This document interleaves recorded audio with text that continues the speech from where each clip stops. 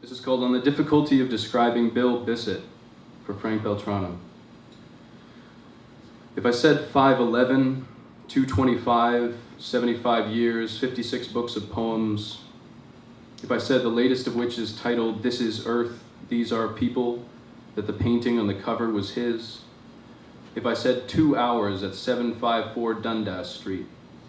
if I said shoulder-length gray hair, twiggy, a cocked ball cap, green with yellow mesh, spectacles deep under the brim, the bulbous nose, black t-shirt and a paunch, blue jeans with their belt tight and shaggy loafers.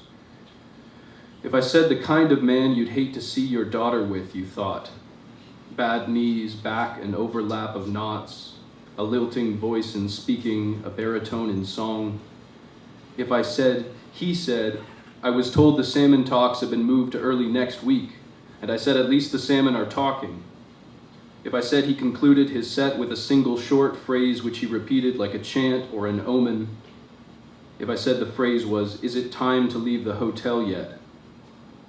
If I said, to give you a sense, that between two particular songs, the audience or some of the people in it were talking about what he was and what he wasn't, and somebody had said decisively in that way that tightens the walls of a cafe that he was a performer,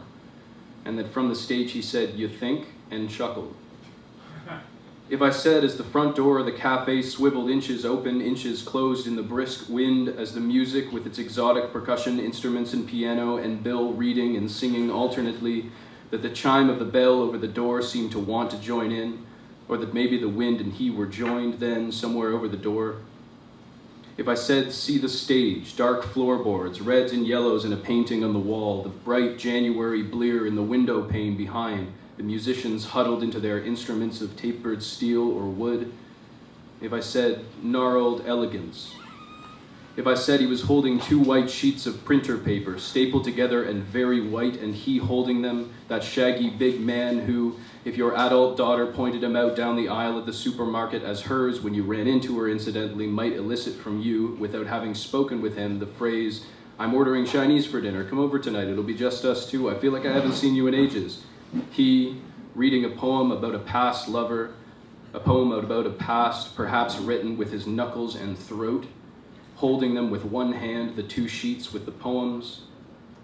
If I said a bird sensing gentleness had settled there and he was reading from both of its wings until, like that, the music roiling, rolling home like a tide, that washy rolling, and the music makers becoming musicians again,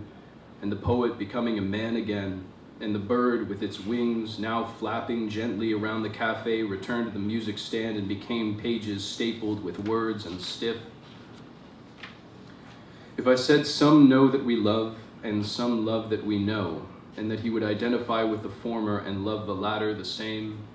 we were there when we were there then, and now we are when we were there, or trying to be, and this is memory. If I said, to give you a sense, it was an animal in motion without the vicious. It was a sense of motion, an animal with the giving. And like any honest mortal performing, it was full of the past tense already, even without the stopping. It was long in the brevity and brief in the long, a meaning motion then, without the vicious. An animal in the brevity, in the long, I said, to give you a sense, it was.